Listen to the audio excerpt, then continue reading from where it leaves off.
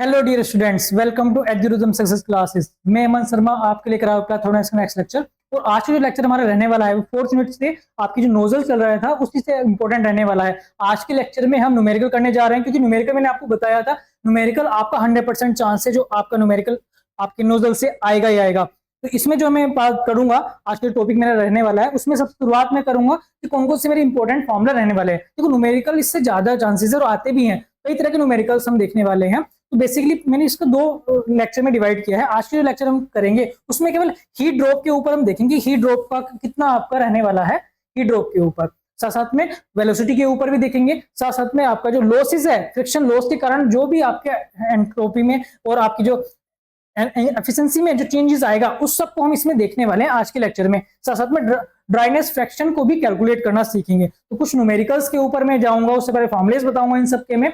Numericals में इन्हीं के बेस पे मैं न्यूमेरिकल देखूंगा कि आप कहीं वेलोसिटी पूछा होगा, कहीं पे आपका एंथैल्पी ड्रॉप या फिर जिसको हीट ड्रॉप बोलते हैं वो पूछा होगा, कहीं पे आपको क्या पूछेगा ड्राइनेस फ्रैक्शन पूछेगा। तो ये डिफरेंट कंडीशंस हम देखेंगे नोजल के ऊपर। तो आज का लेक्चर बहुत इंपॉर्टेंट रहने वाला है। शुरुआत करते हैं आज के लेक्चर की आज की मोटिवेशनल कोट के द्वारा।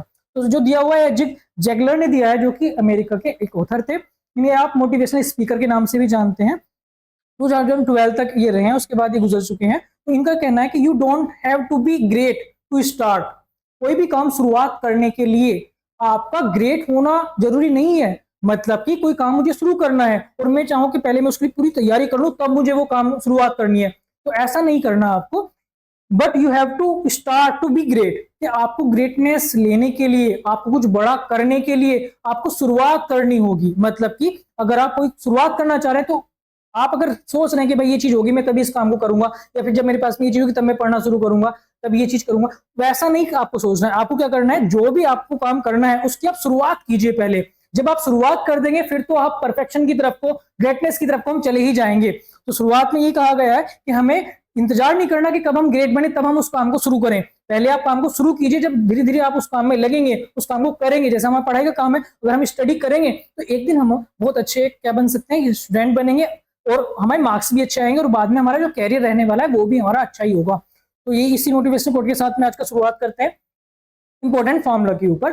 जो लास्ट लेक्चर मेरा रहा है उसमें मैंने कुछ आपको डिस्कशन कराया था, शॉक वेव के बारे में बताया था, ऑफ डिजाइन कंडीशन के बारे में बताया था। उससे जो पिछला लेक्चर मेरे पास में रहा है उसमें मैंने मास फ्लो रेट कैसे निकालते हैं या फिर डिस्चार्ज फ्लो की बात करते हैं कि डिस्चार्ज कितना होगा, उसके लिए कुछ कंडीशन में निकालती। स्टार्टिंग में बात करता हूँ सिंपली मैं अगर नोजल की बात करता हूँ, क्योंकि मेरा जो है फॉर्मूले वो किसके बेस है, नोजल के ऊपर बेस है। तो ये मेरे पास में कन्वर्जेंट डाइवर्जेंट नोजल की मैंने बात की है। ये आपका 1 पॉइंट आपका एंट्री पॉइंट होगा। तो यहाँ पे आपकी क्या है, एंट्री पॉइंट है, ये आपका एंट्री पॉइंट है। और 2 पॉइंट जो है that is your exit point. सबसे पहले इन्हें हम डिफाइन करेंगे। मतलब कि जो भी आपका न्यूमेरिकल दिया गया होगा उसमें हम 1 पॉइंट को जो सफिक्स में यूज करेंगे किसी भी वैल्यू के लिए वो आपका एंट्री पॉइंट पे होगा और 2 पॉइंट हमारे पास में एग्जिट पॉइंट के ऊपर होगा।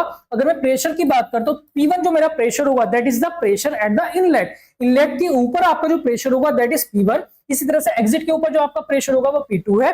साथ साथ में स्पेसिफिक वॉल्यूम की बात करो तो V1 है, स्पेसिफिक वॉल्यूम की बात करो तो V2 है। अगर मैं बात करता हूँ स्पीड की, तो यहाँ पे ध्यान रखिएगा ये आपकी स्पीड है। स्पीड को मैंने C से डिनोट किया, V से डिनोट नहीं किया, क्योंकि V आपका क्या है, स्पेसिफिक वॉल्यूम है। तो यहाँ पे ध्यान रखना है स्पेसिफिक वॉल्यूम को मैंने V से यूज किया है और C को यूज किया है स्पीड के लिए या फिर वेलोसिटी के लिए। तो वेलोसिटी या स्पीड के लिए मैंने क्या यूज किया है, C यूज किया है। आप भी वही यूज करेंगे। इसके बारे में बात करूं H1 और H2 की, तो ये आपकी एंथैल्पी होगा। H1 और H2 आपकी क्या हो गई है, एंथैल्पी हो गई है। तो P आपका प्रेशर हो गया है, दैट इज योर प्रेशर, और then H1 is the specific enthalpy. ये हमारे पास में रहने वाला है। सेम कंडीशन हमारे पास में H2 जो होगी, जो कि एग्जिट के ऊपर एंथैल्पी को शो करेगा। तो डिफरेंट पॉइंट्स के ऊपर, जो कि 1 और 2 पॉइंट है मेरे पास में, डिफरेंट पैरामीटर्स को आप 1 से डिनोट करेंगे अगर एंट्री पॉइंट पे है तो, और 2 से डिनोट करेंगे अगर आपका एग्जिट पॉइंट के ऊपर है तो। सबसे पहले हमने ये चीज समझ ली है। उसके बाद में बात करते हैं, हमने जो फॉर्मूले पढ़े थे उसमें सबसे इंपॉर्टेंट फॉर्मूला जो था वो आपका था हीट ड्रॉप। क्या था आपका formula, heat drop. Heat drop को आप क्या बोलते हैं, हीट ड्रॉप को हम एंथैल्पी ड्रॉप भी बोल देते हैं, क्योंकि यहाँ पे एंथैल्पी क्या होगी, एंथैल्पी आपकी डाउन हो जाएगी, एंथैल्पी कम हो जाती है, एंथैल्पी ड्रॉप। तो ये आपको किससे डिनोट करेंगे, हम HD से डिनोट करेंगे। और ये क्या होगा, H1 माइनस H2 जो होगा पर यूनिट मास के लिए हम यूज करेंगे, क्योंकि स्पेसिफिक वैल्यू में लिए तो पर यूनिट मास के लिए ही रहने वाली सभी चीजें। तो पर यूनिट मास के लिए क्या होगा, H1 माइनस H2 में एंथैल्पी ड्रॉप आपका होगा। उसके बाद मेरी बात करता हूँ स्पीड की। अगर मेरे पास में फॉर्मूले की बात करूँ तो C2 मेरे पास में फॉर्मूला जो आया था वो क्या आया था, C1 स्क्वायर प्लस 2000 HD। ये मेरे पास में सेकंड फॉर्मूला है जो कि मेरे पास में वेलोसिटी शो कर रहा है एग्जिट पॉइंट पे। C2 कहाँ है, एग्जिट पॉइंट के ऊपर वेलोसिटी है, वो कितनी होगी, इनलेट पे वेलोसिटी का स्क्वायर प्लस 2000 HD। 2000 अगर इस वाले फॉर्मूले में यूज कर रहा हूं तो इस फॉर्मूले में आपको ये ध्यान रखना है कि आप जो HD लेंगे, HD जो आपको लेना है वो किस में लेंगे, एंथैल्पी जो आपको लेंगे वो किस में लेंगे, आप किलोजूल पर केजी में लेंगे, ये आपको ध्यान रखना है। और अगर आपकी वेलोसिटी की बात करूं, क्या C1 या C2 जो भी आपकी वेलोसिटी है वो आप किसमें आएगी, मीटर पर सेकंड में। इसी वजह से यहाँ पे 2000 यूज किया गया है। अगर एक तीसरा फॉर्मूला निकल के मेरे पास में यहाँ से आ जाता है कि अगर मेरे पास में C1 जो है जो कि इनलेट के ऊपर वेलोसिटी है, इनलेट की वेलोसिटी अगर आपकी नेग्लिजिबल होगी, जीरो होगी, उस केस में मेरे पास में C2 की जो वैल्यू आएगी वो 2000 आएगी। और अगर मैं बात करता हूँ रूट 2000 तो मेरे पास आता है 44.72, तो यहाँ पे मैं लिख सकता हूँ 44.72 रूट HD। तो ये मेरे पास में वैल्यू आ जाएगी, जहाँ पे HD क्या है आपका एंथैल्पी ड्रॉप या हीट ड्रॉप है। तो इस तरह से आप ये डायरेक्ट C2 निकाल सकते हैं 44.72 रूट HD। इस केस में क्या है, एंथैल्पी ड्रॉप जो है वो रूट के अंदर है, और यहाँ पे जो वेलोसिटी C1 है वो आपने क्या मान ली है, वो लगभग जीरो मान ली है, नेग्लिजिबल आपकी वेलोसिटी है। C1 जो है लगभग वो आपका क्या है, जीरो आपने कंसिडर किया है। इसके बारे में बात करते हैं, अगर एफिशिएंसी की बात करता हूं, एफिशिएंसी जो कि किसकी होगी, एफिशिएंसी, एफिशिएंसी को मैं यहाँ पे के से डिनोट कर रहा हूं इस वाले केसेस में। तो नोजल की जो एफिशिएंसी होगी वो क्या होगी, हीट ड्रॉप आपका एक्चुअल में कितना हो रहा है, एक्चुअल में कितना हो रहा है डिवाइडेड बाय हीट ड्रॉप आपका आइसेंट्रोपिकली कितना होगा। तो आइसेंट्रोपिकली जो आपका है वो आइडियल कंडीशन में आइडियल आपका हीट ड्रॉप है, और एक्चुअल में कितना आपका हीट ड्रॉप हो रहा है ये वो है, मतलब कितना आपका कम हो रहा है हीट ड्रॉप, जितना आपका कम होगा उतना यहाँ पर लॉस है। तो यहाँ से आप क्या निकाल सकते हैं, यहाँ पे के निकाल सकते हैं। के क्या चीज थी हमारे पास में, nozzle efficiency, that is nozzle efficiency, nozzle efficiency के। अगर मैं इसको यूज करता हूं तो यहाँ पे HD का जो फॉर्मूला एक और आ जाएगा मेरे पास में, फॉर्मूला यहाँ पे एक फॉर्मूला और आ जाएगा, that is C2 will be, अगर हमारे पास में एंथैल्पी दी गई है तब, तो मेरे पास में आगे लिख देता हूं, मैं आगे यूज करूंगा इसको। तो मेरे पास जो आएगा C2 आ जाएगा 44.72 रूट के इंटू HD। ये फॉर्मूला मेरे पास में आ जाएगा। यहाँ पे के क्या चीज है, के आपकी नोजल एफिशिएंसी है, के हमारे पास में क्या है, नोजल एफिशिएंसी है, और साथ साथ में अभी भी आपकी क्या है, इनलेट की जो वेलोसिटी है वो आपने जीरो मान रखी है, इसमें ये वाला भी चीज हमने मान ली है।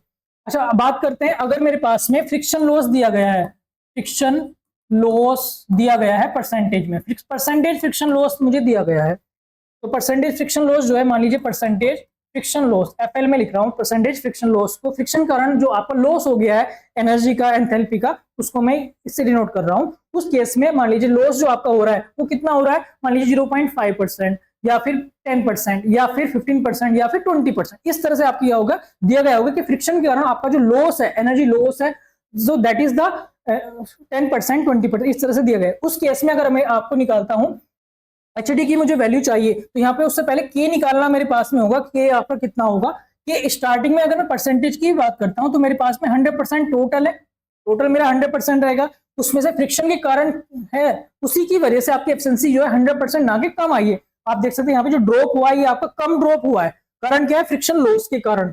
तो फ्रिक्शन लॉस के कारण ये प्रॉब्लम आई है, इसी वजह से आप क्या करेंगे, परसेंटेज फ्रिक्शन लॉस यहाँ से घटा देंगे, या आपको क्या निकल जाएगा, के निकल जाएगा परसेंटेज में। और अगर आपको के चाहिए विदाउट परसेंटेज तो आप 1 में से घटा देंगे, 1 में से घटा देंगे percentage friction loss divided by 100। इस फॉर्मूले को हम यूज करेंगे, जब मैं यूज करूंगा बहुत आसानी से आप इसको यूज कर पाएंगे, क्योंकि ये लिखा हुआ आपको लग रहा होगा कैसे लिख दिया सर ने, पर ये जो बहुत इंपॉर्टेंट है कि कितना आपका लॉस हो। मान लीजिए 20% लॉस हुआ है फ्रिक्शन, तो कितना बचा मेरे पास में, 80%, सिंपल। तो अगर मेरे पास 20% है तो 20% को आप 0.2 लिख सकते हैं, तो 0.2 का मतलब होगा 0.8, तो के की वैल्यू मेरे पास में एफिशिएंसी क्या आ गई, 0.8 आ गई भाई। जो भी आपका फ्रिक्शन कारण लॉस होगा उसको टोटल में से 1 में से या 100 में से आप घटा लीजिएगा, तो आपके पास में परसेंटेज या फिर आप फ्रैक्शन में निकाल सकते हो के की वैल्यू आपकी कितनी होगी, तो ये आप आसानी से निकाल सकते हो। जैसे कि मैं बात कर रहा हूं कि फ्रिक्शन कारण जो लॉस है, ये फ्रिक्शन कारण जो लॉस है 20% आपका लॉस हो रहा है ड्यू टू फ्रिक्शन या फ्रिक्शन इन फ्रिक्शन, इस तरह से क्वेश्चन में दिया गया होगा। अगर मुझे के चाहिए, परसेंटेज के चाहिए, तो मैं कितना निकाल सकता हूँ, टोटल आपका कितना 100, उसमें से 20% लॉस हो गया है, तो आपको के कितना आ गया परसेंटेज में दैट इज 80%। 80% लॉस आ गया। अगर मुझे के निकालना है सिंपली, अगर मुझे परसेंटेज में नहीं निकालना, के की वैल्यू चाहिए जो कि मैं फॉर्मूले में यूज कर सकता हूँ, ऊपर वाले फॉर्मूले में यूज कर सकता हूँ, तो उसके लिए मैं क्या करता हूँ 1 माइनस 20 डिवाइडेड बाई 100। तो यहाँ से मेरे पास जो वैल्यू आएगी वो आ जाएगी 1 माइनस 0.2, सो दैट इज के विल बी 0.8। तो यहाँ पे मैं यूज करूंगा 0.80 या 0.8। तो इस तरह से आप ये वैल्यू कैलकुलेट कर सकते हैं। तो ये फॉर्मुलेज है जो मुझे यूज करने हैं आज के लेक्चर के, जो न्यूमेरिकल में सोल्व करने हैं उनके लिए। इसके साथ साथ में आपको स्टीम टेबल देखना होगा। स्टीम टेबल में स्टार्टिंग कंडीशन जो भी दी गई है उसको हम लेंगे। अगर आपका इन बिटवीन वेट रीजन में आपका आएगा, मतलब कि आपकी जो एग्जिट कंडीशन होगी नोजल के ऊपर, अगर आपकी एग्जिट कंडीशन होगी और वो किस में आ रही है, मान लीजिए वेट रीजन में आ रही है, किस में आ रही है, वेट रीजन में हमारे पास में आ रही है कि आपकी जो स्टीम है स्टार्टिंग पे तो सैचुरेटेड या सुपरहेटेड जो भी वो कहेगा वो है, पर एग्जिट में वो वेट रीजन में अगर आ रही है, उस केस में हमें क्या करेंगे, उस केस में क्योंकि प्रेशर डाउन हो रहा है, प्रेशर डाउन के साथ साथ में एंथैल्पी भी कम हो रही है। एंथैल्पी कम होने की वजह से क्या होता है, आपका ड्राइनेस फ्रैक्शन के चांसेस बन जाते हैं, वेट रीजन में होने के चांसेस आपके रहते हैं। तो ड्राइनेस फ्रैक्शन आपका क्या होता है, डिक्रीज आपका हो जाता है। तो अगर वेट रीजन में हमारी वैल्यू आ रही है तो वेट रीजन के ऊपर एंथैल्पी एंट्रोपी के जो फॉर्मूले हम पहले से यूज करते आ रहे हैं उनको हम यहाँ पे यूज करेंगे।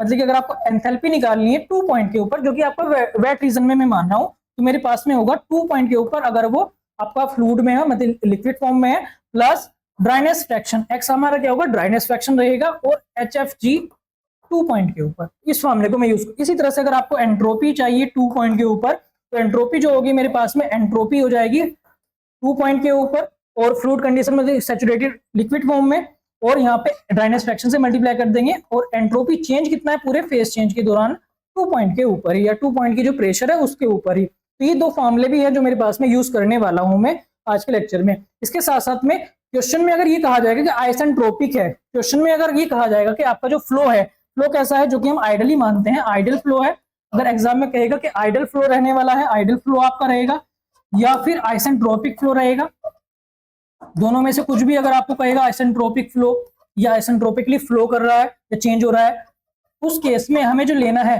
एंट्रोपी चेंज 0 शो करना है। मतलब कि इस वाले केस में हम जो एंट्रोपी को लेंगे, एंट्रोपी को जो लेंगे तो एंट्रोपी चेंज जो होगा वो आपका 0 होगा। इसका मतलब एंट्रोपी 1 के ऊपर इक्वल हो जाएगी एंट्रोपी 2 के ऊपर। तो दोनों के ऊपर एंट्रोपी मेरे पास में क्या रहने वाली है, सेम रहने वाली है। तो इन फॉर्मुलेस को मैं यूज करूंगा। पीछे आप देख लीजिएगा आपने कौन कौन से फॉर्मुले नोट कर लिए। HD आपने यूज कर लिया है जो कि हीट ड्रॉप के लिए H1 माइनस H2। उसके बाद में वेलोसिटी का लिख लिया है H1 square plus 2000 HT root के अंदर। ये तब यूज करेंगे जब आपको इनिशियल वेलोसिटी पता होगी। अगर इनिशियल वेलोसिटी 0 कहेगा तो सिंपली हम 44.72 HD यूज करेंगे रूट के अंदर। उसके बाद में नोजल एफिशिएंसी के जो होगी वो HD एक्चुअल में डिवाइडेड बाय HT आपके एसेंट्रोपिकली या फिर आइडल वाली में, यहाँ से आप निकाल सकते हैं। उसके बाद C2 को अगर मैं यूज करूंगा के की फॉर्म में, अगर आपको फ्रिक्शन के कारण लॉस होगा, मतलब आपको नोजल की एफिशिएंसी दी गई होगी, के दी गई होगी, तब आपको 44.72 और के को मल्टीप्लाई कर देंगे रूट के अंदर HD के साथ में। ये फॉर्मूला मैं यूज करने वाला हूं। अगर फ्रिक्शन लॉस दिया गया तो यहाँ पे आप फ्रिक्शन परसेंटेज आप निकाल सकते हैं नोजल एफिशिएंसी के रूप में, या फिर नोजल एफिशिएंसी को फ्रैक्शन के रूप में भी आप 1 माइनस करके भी आप निकाल सकते हो। यहाँ पे मैंने एग्जांपल लेके दिखा दिया, 20% का एग्जांपल लेके दिखा दिया किस तरह से आप करेंगे। उसके साथ साथ में जब आपको स्टीम टेबल पढ़ना होगा उस केस में आप एंथैल्पी का यूज करेंगे। अगर वेट रीजन में है तो ड्राइनेस फ्रैक्शन एक्स है मेरे पास में दी गया होगा, यहाँ से निकालेंगे। उसी तरह से आप एंट्रोपी भी कैलकुलेट कर सकते हैं। और इस जो आपका नोजल के अंदर फ्लो होगा वो जनरली हम आइसेंट्रोपिकली ही मानते हैं, आइसेंट्रोपिक फ्लो आइडली मानते हैं। उस केस में हमारे पास में जो रहने वाला है एंट्रोपी चेंज वो भी मेरे पास में 0 रहेगा।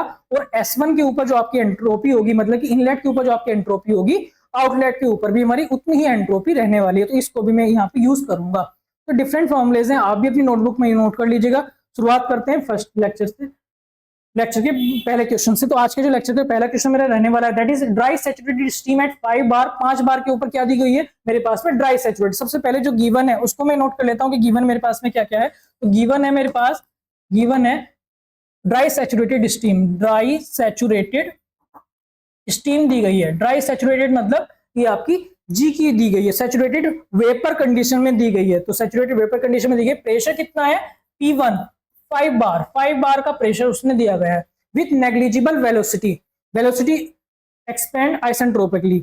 वेलोसिटी जो है इनिशियली क्या है, देखो नेग्लिजिबल वेलोसिटी जो है वो इनलेट के ऊपर ही दी गई है, क्योंकि इनलेट के ऊपर ही आपको एंट्री के बारे में बता रहा है। तो वेलोसिटी जो है इनलेट वेलोसिटी वो भी मैं क्या मान लूंगा 0 है मेरे पास में। एक्सपेंड आइसेंट्रोपिकली, आइसेंट्रोपिकली इसका मतलब एंट्रोपी चेंज जो है वो आपका 0 है। इट मींस एंट्रोपी जो 1 के ऊपर है, एंट्रोपी 2 के ऊपर भी वही मेरे पास में रहने वाली है। दोनों के ऊपर एंट्रोपी मेरे पास में क्या आएगी, सेम आएगी। इन ए कन्वर्जेंट नोजल टू 1 बार, कहां तक उसने एक्सपेंड किया है, कहां तक एक्सपेंड किया, तो यहाँ पे मैं अगर ये मेरे पास में एंट्री पॉइंट के ऊपर होगी, ये मेरे पास में एंट्री पॉइंट के ऊपर कंडीशंस होगी। और अगर मैं एग्जिट पॉइंट की बात करता हूँ, एग्जिट पॉइंट की मैं बात करता हूँ, तो एग्जिट के ऊपर क्या होगा, 1 बार की तक हमें क्या किया, एक्सपेंड किया है। तो P2 मेरे पास में क्या हो जाएगा, 1 बार। साथ साथ में हमें क्या दिया गया, ड्राइनेस फ्रैक्शन दिया गया कि ड्राइनेस फ्रैक्शन आपका कितना है, दैट इज x2, वो दिया होगा 0.94। ये वैल्यू मुझे पता है 0.94 है, यहाँ पे मैं देख सकता हूँ। उसके बाद determine the velocity of the steam leaving the nozzle, हमसे जो पूछा गया है वो क्या पूछा गया है, C2 पूछा गया है कि C2 आप फाइंड आउट कीजिए। तो क्वेश्चन बहुत आसान है, छोटा सा क्वेश्चन है, बस हमें पास में वैल्यूज हमें चाहिए होंगी। अगर वैल्यूज हमें निकालने के लिए कैसे, सबसे पहले आपको स्टीम टेबल की आवश्यकता पड़ेगी, क्योंकि आपको इन्हें याद नहीं रखना है कितनी वैल्यू रहेगी। तो एग्जाम में आपको अलाउ होती है, एग्जाम में आप स्टीम टेबल ले के जा सकते हैं। मैं आपको मूल्य चार्ट से भी बताऊंगा और स्टीम टेबल दोनों से मैं तरीका बताऊंगा, आप दोनों का यूज करके किसी भी क्वेश्चन को सोल्व कर सकते हैं नोजल वाले को। इस क्वेश्चन को सोल्व करने के लिए मेरे पास में क्या निकालना होगा, ड्राई सैचुरेटेड स्टीम के ऊपर मुझे क्या चाहिए होगी, एंथैल्पी चाहिए होगी। तो सबसे पहले मैं बात करता हूँ, अगर मैं एंथैल्पी निकालता हूँ H1 की, अगर मैं एंथैल्पी की बात करता हूँ H1 की, तो H1 जो होगा मेरा, H1 जो होगा वो सिंपली क्या होगा, ड्राई सैचुरेटेड दी गई है मेरे पास में, तो आपके G निकालूंगा मैं 1 पॉइंट के ऊपर, मतलब कि सैचुरेटेड वेपर कंडीशन के ऊपर जो एंथैल्पी होगी वो मुझे चाहिए 1 के ऊपर। वो 1 कहां से मिलेगा, एट प्रेशर, प्रेशर कितना है 5 बार, 5 बार के ऊपर, तो 5 बार के ऊपर मैं H1 निकालूंगा। तो उसके लिए मैं क्या करता हूँ, स्टीम टेबल में ले आता हूँ। तो यहाँ पे मैं देखता हूँ ऊपर स्टीम टेबल मैंने खोली हुई है, यहाँ पे 5 टेबल्स मेरे पास में थी जो मैंने बेसिकली आपको बताई थी। सबसे पहले स्टार्टिंग वाली जो है वो टेम्परेचर बेस्ड है, वो सैचुरेटेड आपकी वेपर के लिए होती है, दूसरी भी सैचुरेटेड आपकी वेपर के लिए होती है, वो प्रेशर बेस्ड है। तो हम यहाँ पे कौन सी, क्योंकि मुझे प्रेशर दिया गया है तो मैं सेकंड यूज करने वाला हूँ। इसके बाद जो है सुपर हीटेड के लिए आपकी वैल्यूज होती हैं, ये मैंने जब आपका सेकंड यूनिट कराया तब भी मैंने इसको यूज करना आपको बताया था। चलिए अगर मैं बात करता हूँ आगे, तो मैं कौन सी टेबल यूज करूंगा, टेबल नंबर 2 यूज करूंगा। तो टेबल नंबर 2 पे आ जाते हैं। टेबल नंबर 2 अभी टेम्परेचर वाली चल रही है, ये टेबल नंबर 2 आ गई मेरे पास में। इसमें क्या हुआ, प्रेशर हमारे पास में प्रेशर बेस्ड है। प्रेशर अगर मेरे पास में बात करूं तो प्रेशर कितना दिया गया है मेरे पास में, प्रेशर मुझे कितना दिया गया 10 बार, तो 5 बार, तो 5 बार के ऊपर मैं आता हूँ। तो 5 बार यहाँ पे आगे बढ़ते रहेंगे, आगे बढ़ते रहेंगे। तो यहाँ पे मेरे पास में लास्ट में सबसे नीचे देखिएगा 5 बार की वैल्यू है, यहाँ पे मेरे पास में 5 बार है। और यहाँ पे आप देख सकते हैं एंथैल्पी आपके इस वाले कॉलम में है, तो इसका इस वाले कॉलम में जो पहले वाले है आपका कॉलम, उसमें आप 5 बार से आप हॉरिजॉन्टल चलेंगे और HF में आप वर्टिकली नीचे डाउनवर्ड चलेंगे। तो मेरे पास जो वैल्यू होगी 640.1 आपकी आ गई। तो कितनी वैल्यू आ गई, 641। तो यहाँ से मैं यूज करूंगा 641। तो 641 ये मेरे पास में किसकी वैल्यू है, ये आपकी वैल्यू है F की वैल्यू। बट क्योंकि हमें किसमें चाहिए वैल्यू, हमें चाहिए G की वैल्यू। तो यहाँ पे आप देख सकते हैं 2747.5, तो मैं यूज करूंगा यहाँ पे 2747.5 यूज करूंगा मैं, क्योंकि जी के अंदर मुझे देखना है। तो यहाँ पे मैं लिख देता हूँ कि मेरे पास में कितनी वैल्यू होगी, क्योंकि मैं जी पे निकालना है। तो 2747.5 इतनी, ये आपके किलोजूल पर केजी में वैल्यू हो गई है Hg1 की। अब क्योंकि मुझे निकालना है कि H2 के ऊपर भी चाहिए, तभी मैं आपका हीट ड्रॉप निकाल सकता हूँ कि हीट ड्रॉप कितना है। तो मुझे बेसिकली क्या चाहिए, H2 चाहिए, मुझे क्या चाहिए, H2 चाहिए, क्योंकि H2 किसमें, ड्राइनेस फ्रैक्शन दिया गया, इसका मतलब वेट रीजन में है, मुझे मालूम पड़ गया है। तो यहाँ पे आपको निकालना होगा सैचुरेटेड लिक्विड के ऊपर एंथैल्पी कितनी है 2 प्रेशर पे, प्लस ड्राइनेस फ्रैक्शन को 2 को यूज करेंगे हम, साथ में आपकी एंथैल्पी कितनी चेंज हो रही है फेज चेंज के दौरान 2 प्रेशर के ऊपर। और प्रेशर कितना है यहाँ पे मेरा, प्रेशर उसमें दिया गया 1 बार, प्रेशर कितना है 1 बार, इसको मुझे यूज करना है। तो यहाँ से निकालने के लिए मुझे HF2 चाहिए, तो सबसे पहले मैं HF2 रखता हूँ टेबल से, और मुझे HFG भी चाहिए होगा, HFG2। ये भी मैं दोनों वैल्यूज कहाँ से लूंगा, स्टीम टेबल से ही मैं ले पाऊंगा। तो वापिस स्टीम टेबल पे चलते हैं और कहाँ पे चलेंगे, 1 बार के ऊपर। तो यहाँ पे मैं 1 बार पे आ गया, तो 1 बार यहाँ पे आप देख सकते हैं, ये आपका कितना है 1 बार है। 1 बार के ऊपर अगर मैं वैल्यू देखता हूँ तो 417.5, 417.5 ये मेरी H की वैल्यू है, 417.5, 417.5 ये इतने किलोजूल पर केजी में वैल्यू हो गई है HF की। और साथ साथ में मेरे पास में HFG जो टोटल चेंज है वो वैल्यू देख सकता हूँ 1 बार के ऊपर। तो मेरे पास में HFG जो वैल्यू है 2257.9, तो ये मेरे पास में यूज करूंगा 2257.9 इतने किलोजूल पर केजी। ये दोनों वैल्यूज मैंने यहाँ पे निकाली है स्टीम टेबल से। तो स्टीम टेबल से मैंने एच जी निकाला जो कि H1 के ऊपर है, साथ साथ में मैंने HF2 निकाला और HFG2 निकाला। अब मैं H2 निकाल सकता हूँ जो एग्जैक्टली आपका इन बिटवीन पॉइंट रहने वाला है वहां पे। तो अगर मैं यहाँ पे वैल्यू पुट करता हूँ तो मेरे पास जो वैल्यू आएगी, यहाँ पे आप लिख सकते हैं 417.5 प्लस मल्टीप्लाई कितने हैं डायनेस फ्रैक्शन से, तो डायनेस फ्रैक्शन 0.94 मल्टीप्लाई किससे करेंगे जितना पूरा चेंजेस दैट इज 2257.9।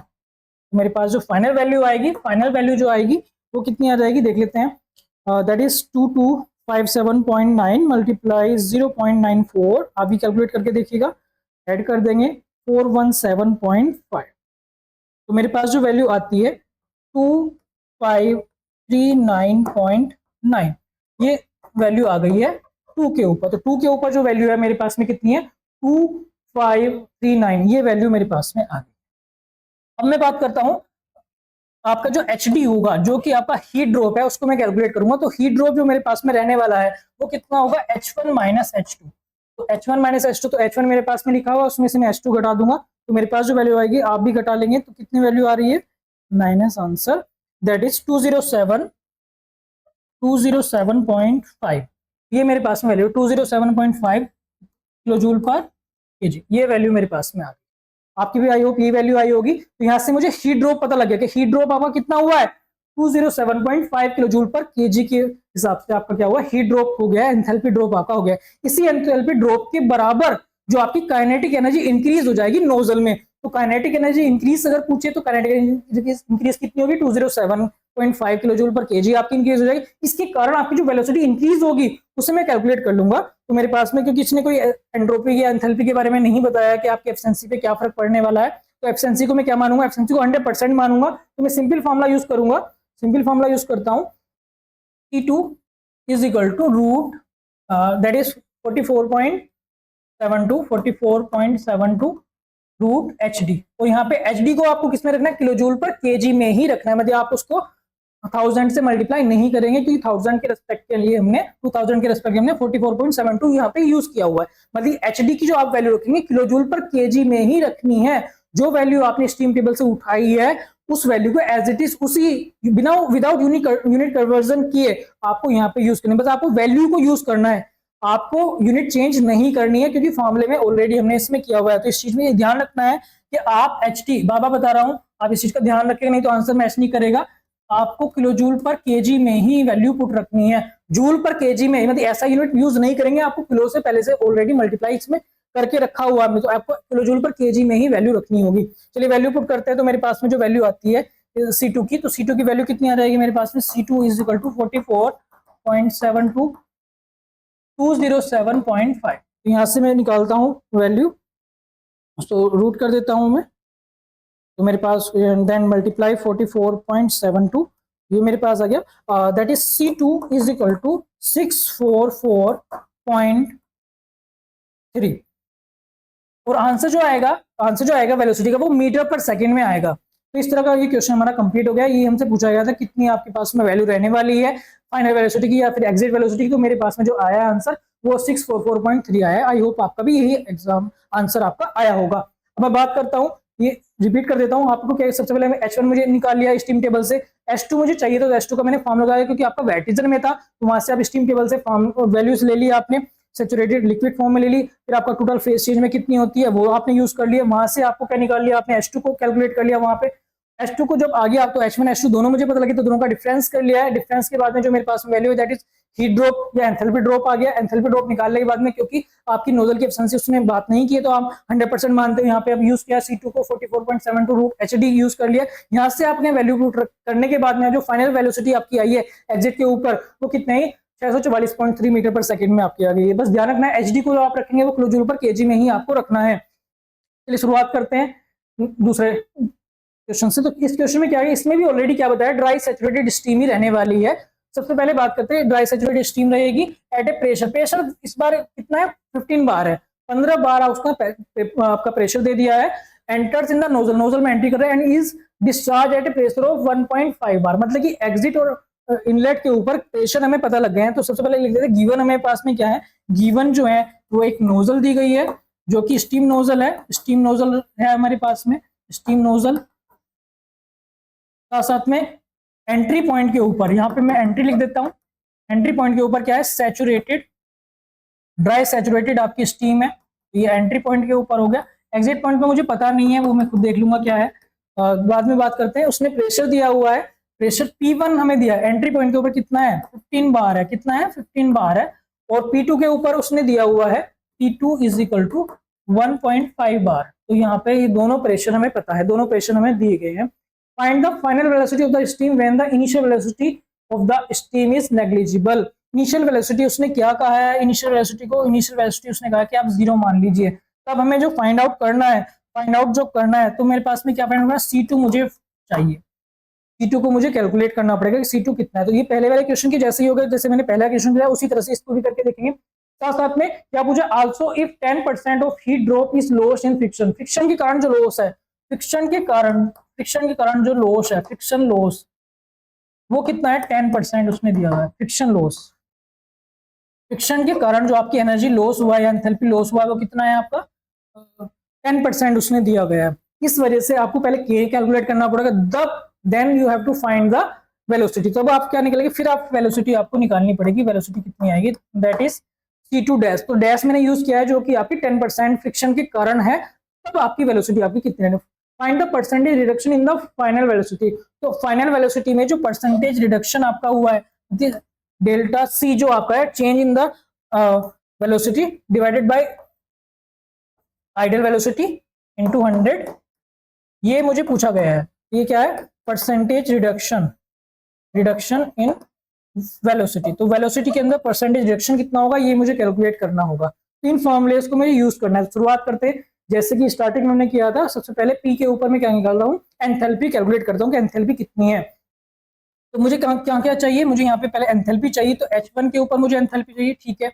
अब H2 के ऊपर जो एंथैल्पी है, H2 के ऊपर देखिए, इसने ड्राइनेस फ्रैक्शन कहीं हमें नहीं दिया गया है, ड्राइनेस फ्रैक्शन इसने हमें नहीं बताया गया कि ड्राइनेस फ्रैक्शन आपका कितना होगा, इसलिए आपको क्या करेंगे, H2 को आप क्या मान लेंगे, ड्राई सैचुरेटेड ही मान लेंगे। तो ड्राई सैचुरेटेड कंडीशन में हमारे पास जो वेलोसिटी मिलेगी उसको आप यूज करेंगे यहाँ पे। तो एंथैल्पी H2 जो है वो भी आप क्या करेंगे, टेबल से ही हमें देखनी होगी। अगर ड्राइनेस फ्रैक्शन दिया गया होता, हमें दिया गया होता तो हम उसको यूज करते। तो H2 जो है, दोनों आपके क्या रहने वाले हैं, ड्राई सैचुरेटेड ही आपके रहने वाले हैं। तो ये कैलकुलेट करता हूँ वैल्यू को स्टीम टेबल से। तो स्टीम टेबल में मेरे पास जो प्रेशर दिया गया है, तो प्रेशर कितना है, प्रेशर मेरे पास है 15 बार, तो 15 बार, दूसरा मेरा प्रेशर है 1.5 बार, तो इन्हीं को मैं यूज करूंगा। तो पहले मैं बात करता हूँ 1.5 मेरे करीब ही है, ये रहा 1.5। तो यहाँ पे 1.5 के ऊपर मैं देखता हूँ 2693, तो मेरे पास में 2693 की जो वैल्यू है 2693.4, ये किसकी वैल्यू है, ये आपकी एंथैल्पी होगी। कहाँ पे एंथैल्पी होगी, जब प्रेशर आपका 1.5 है, 1.5 प्रेशर कहाँ पे है, एग्जिट पॉइंट के ऊपर। तो एग्जिट पॉइंट के ऊपर की वैल्यू में लिख देता हूँ, दैट इज 2693.4, 2693.4। ये मेरे पास में वैल्यू किसकी आ गई है, ये वैल्यू आ गई है एग्जिट पॉइंट के ऊपर जो आपकी स्टीम है, जो कि हमने ड्राई सैचुरेटेड मान रखा है। तो यहाँ पे आप क्या है तो लिख भी सकते हैं, क्योंकि उसने नहीं कहा गया है, तो एज्यूमिंग ड्राई सैचुरेटेड हमने मानी है एट एग्जिट के ऊपर भी हमने क्या माना है, ड्राई सैचुरेटेड कंडीशन हमने मान लिया। तो ड्राई सैचुरेटेड कहाँ पे है, एग्जिट के ऊपर भी आपने एज्यूम कर लिया कि वहां पे भी है, उस केस में आपने ये वैल्यू फाइंड आउट कर ली है। अब 15 बार के ऊपर भी यही वैल्यू चाहिए मुझे, तो 15 बार पे आता हूँ, ऊपर आ जाता हूँ मैं 15 bar, that is 5 bar, 12.2 bar and 15 bar. 15 bar यहाँ पे मेरे पास में आ गई, तो यहाँ पर 2789.9। तो यहाँ से आप वैल्यू देख सकते हैं, एचजी के अंदर जाएंगे आपको 2789.9, 2789.9। तो ये मेरे पास में वैल्यू किसकी हो गई है, ये वैल्यू हो गई है that is pressure enthalpy at 1 point के ऊपर, प्रेशर 15 बार के ऊपर जो आपकी एंथैल्पी होगी वो आपकी यहाँ पे मैंने लिख दी है। यहाँ से आप क्या कैलकुलेट कर लेंगे, यहाँ से हम कैलकुलेट कर लेंगे एच डी को। तो यहाँ से एच डी मेरे पास में क्या आ जाएगा, H1 माइनस H2 आ जाएगा, जो कि मेरे पास में वैल्यू कितनी आएगी 2789.9 माइनस 2693.4, तो 96.5। ये वैल्यू मेरे पास में क्या आ गई है, ये आपकी एंथैल्पी ड्रॉप को शो करेगी। एंथैल्पी ड्रॉप कितना है 96.5 है। अब इस एंथैल्पी ड्रॉप को आप यूज करके क्या निकाल सकते हैं, वेलोसिटी निकाल सकते हैं, क्योंकि स्टार्टिंग में उसने क्या किया, नेग्लिजिबल वेलोसिटी है इनलेट के ऊपर, साथ साथ में एंथैल्पी जो है उस एंथैल्पी जो है वो हमें पता है, और उसने क्या कहा है कि आपकी एफिशिएंसी जो है, एफिशिएंसी 100% आप मान सकते हैं स्टार्टिंग पॉइंट के ऊपर। तो हमारे पास जो वैल्यू आएगी 44.72 फॉर्मूला यूज करेंगे एचडी को। तो यहाँ से मेरे पास में कैलकुलेट करेंगे, तो रूट कर देता हूँ मैं इसका, एंड देन मल्टीप्लाई 44.72। तो मेरे पास जो वैल्यू आई है, आप भी कैलकुलेट कीजिएगा, आपकी भी यही वैल्यू होगी 439.3। ये मीटर पर सेकंड में वैल्यू है, क्योंकि आपको वैल्यू किसकी रखनी है, एचडी की, किस में रखेंगे, किलो जूल पर केजी में ही हम यहाँ पे रखेंगे। तो फाइनल जो आपकी वेलोसिटी आएगी, एग्जिट वेलोसिटी, वो आपकी कितनी होगी, C2 होगी। अब उसने क्वेश्चन कहा है सेकंड फेज में, जो इसमें क्या है क्वेश्चन में, वही कहा है पार्ट सेकंड सेकंड पार्ट में ये कहा गया है कि आपका जो लॉस है, फ्रिक्शन लॉस कितना है, फ्रिक्शन कारण जो लॉस है वो कितना है, 10% है, या फिर 0.1 आप मान लीजिए। यहाँ से अगर आप क्या निकाल सकते हैं, के निकाल सकते हैं। के आपका क्या है, नोजल की एफिशिएंसी है, वो कितनी होगी, 1 माइनस 0.1। तो यहाँ पे कितने 0.9 आ गई है। तो 0.9 या फिर 90% क्या हो गई, एफिशिएंसी हो गई है किसकी, आपकी नोजल की। अगर फ्रिक्शन कारण लॉस आपका 10% है तो 90% एफिशिएंसी हो गई है। इसको यूज करके आप क्या निकाल सकते हैं, C2 फिर दोबारा से आप कैलकुलेट कर सकते हो, जो कि आपका होगा सेम ऐसे ही आ जाएगा 44.72, एंड रूट के अंदर के मल्टीप्लाई हो जाएगा एचडी के साथ में। इस फॉर्मूले को हम यूज करेंगे। तो C2 डैश में, C2 डैश नाम दे रहा है उसका, जो कि फ्रिक्शन करंट लॉस है, उसके समय पे आपकी जो वेलोसिटी रहने वाली है, एग्जिट वेलोसिटी जो आपकी रहने वाली, उसको मैं देखता हूँ। यहाँ से 0.9 से मैं मल्टीप्लाई कर देता हूँ, जो आपका एचडी आया था, that is 96.5, then root, then multiply 44.72। तो फाइनली मेरे पास जो आ रही है 416.76। ये मीटर पर सेकंड में वैल्यू, जाहिर सी बात है, देख सकते हैं आप 439 लगभग 440 था, तो 440 से वो 416 आपका रह गया है। तो यहाँ पे क्या हो गया, डिक्रीज हो गई है। तो परसेंटेज डिक्रीज की मैं बात करता हूँ, तो परसेंटेज रिडक्शन इन स्पीड या वेलोसिटी के अंदर जो परसेंटेज रिडक्शन होगा, percentage reduction in the speed और वेलोसिटी, वो कितना होगा, C2 minus C2 dash divided by C2 multiply by 100। इसको मैं यूज करूंगा तो मेरे पास में जो रिडक्शन आ जाएगा वो कितना आ जाएगा, पहले कितना था 439.3, एंड देन माइनस जो अब आया है, एंड डिवाइडेड बाय जो एक्चुअल में कितना था आइडियल कंडीशन में, दैट इज 439.3, ये वैल्यू आ गई है, एंड देन मल्टीप्लाई बाय 100। तो 5.13। आप भी कैलकुलेट करके देखिएगा आपकी कितनी वैल्यू आई है। तो यहाँ पे जो परसेंटेज रिडक्शन आया है, लगभग 5% आपका क्या हुआ, रिडक्शन हो गया है। 10% फ्रिक्शन लॉस के कारण आपकी जो वेलोसिटी में चेंजेस आया है, वेलोसिटी जो कम हो गई है, वो कितनी कम हो गई, 5% कम हो गई है। तो पीछे क्वेश्चन बहुत आसान था, स्टार्टिंग में हमने जो वैल्यू दी थी, दोनों के ऊपर मैंने स्टीम टेबल से H1 और H2 निकाल लिए थे। यहाँ पे H2 को मैंने डाइसैचुरेटेड ही मान लिया था, क्योंकि उसने ड्राइनेस फ्रैक्शन नहीं दिया था, बाकी और चीज को उसने बताया भी नहीं थे। इसको हमने सैचुरेटेड कंडीशन में मानते हुए, सैचुरेटेड वेपर मानते हुए, यहाँ पे मैंने H1 H2 फाइंड आउट किए थे। फिर उनको मैं यूज करके एचडी निकाला, एचडी के बाद में C2 निकाल दिया था, जो कि आपकी आइडल कंडीशन में थी। अब क्वेश्चन में दिया गया था कि आपका फ्रिक्शन लॉस जो है 10% है, तो एफिशिएंसी आपकी कितनी होगी, 90% होगी, जैसे 0.9, और उसको मैंने यूज कर लिया फॉर्मूले। तो मेरे पास में जो वेलोसिटी आई है वो रिड्यूस होकर आई, 416 आई है, और दोनों का डिफरेंस करके डिवाइड मैंने आइडल से कर दिया, देन 100 से मल्टीप्लाई करके जो मेरे पास में वैल्यू आई है, दैट इज 5%। तो 5% रिडक्शन आपका हुआ है वेलोसिटी के अंदर। तो इस तरह से क्वेश्चन भी आपका एग्जाम में आता है। अब बात करते हैं नेक्स्ट क्वेश्चन की। क्वेश्चन थर्ड जो है वो भी देखिए आप, इसमें ड्राई सैचुरेटेड स्टीम ही दी गई है, 10 बार के ऊपर दी गई, इस expanded isentropically in the nozzle. Nozzle के अंदर क्या हो रही है, एक्सपेंड हो रही है टू 0.1 बार। तो बात कर लेते हैं क्या क्या हमें गिवन है। तो गिवन, सबसे पहले गिवन लिखेंगे। गिवन हमारे पास में क्या है, गिवन हमारे पास में है स्टीम नोजल दी गई, क्योंकि स्टीम फ्लो कर रही है कहां से, नोजल में, तो स्टीम नोजल दी गई है। एंट्री पॉइंट और एग्जिट पॉइंट यहाँ पे बना देता हूँ। मान लीजिए एंट्री पॉइंट की कंडीशन में यहाँ लिख रहा हूँ, और एग्जिट पॉइंट की कंडीशन में यहाँ पे लिख रहा हूँ। तो एंट्री और एग्जिट पॉइंट की लिखता हूँ। तो एंट्री पॉइंट पे सबसे पहले बात कर दो, प्रेशर कितना है दिया गया है। तो प्रेशर कितना है, P1 हमारे पास है 10 बार, यहाँ पे 10 बार हमारे पास में दिया गया है। P2 कितना है, देखिए यहाँ पे कितना लिखा हुआ है, 0.1 बार। तो कितना है प्रेशर 2, एग्जिट के ऊपर प्रेशर 2 आपका कितना होगा, 0.1 बार। यहाँ पे तो 2 पॉइंट के ऊपर है, जो कि एग्जिट पॉइंट के ऊपर आपका जो प्रेशर है वो 0.1 बार है, ये हमें पता है।